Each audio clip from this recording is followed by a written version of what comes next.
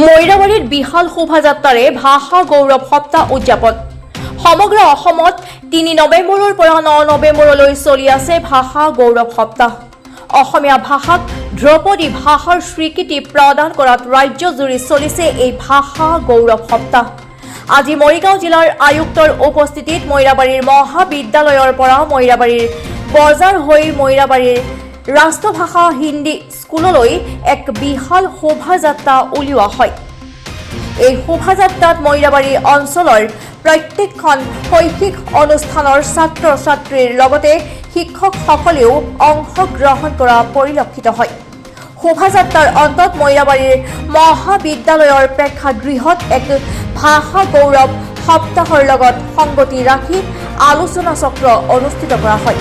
আমি গোটেই অসমবাসী ৰাইজে আৰু আজি 5 তাৰিখে আমি আমাৰ অসমীয়া ভাষা লগতে বাংলা ভাষাও ধ্ৰুপদী ভাষা স্বীকৃতিপ্ৰাপ্ত হৈছে। গতিকে আমি প্ৰথমতে আমি ইয়াৰ পৰা মইৰাবাৰী কলেজৰ পৰা মইৰাবাসী ৰাইজ আৰু অসমবাসী ৰাইজ হৈ আমি মাননীয় প্ৰধানমন্ত্ৰী ডাঙৰীয়াক বিশেষ ধন্যবাদ জনাইছোঁ। এই ভাষাটো আমাৰ ১৭০০ বছৰ পুৰণি, কিন্তু কেতিয়াও ধ্ৰুপদী ভাষাৰ স্বীকৃতি পোৱা নাছিল। কিন্তু বিজেপি চৰকাৰৰ দিনত মাননীয় প্ৰধানমন্ত্ৰী ডাঙৰীয়াৰ চেষ্টাত এই ধ্ৰুপদী ভাষাটো স্বীকৃতিপ্ৰাপ্ত হৈছে।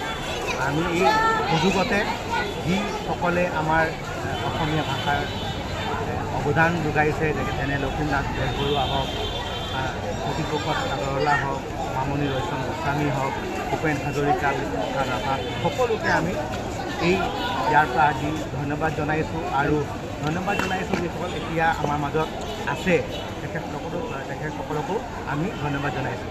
কিন্তু আমি এইটোও ক'ব খুজিছোঁ যে আমি অকল অসমীয়া বা বেংগলী ভাষা ধ্ৰুপদী ভাষা স্বীকৃত পাইছে কাৰণে আমি ইয়াত একত্ৰিত হোৱা নাই। আমি একত্ৰিত হৈছোঁ।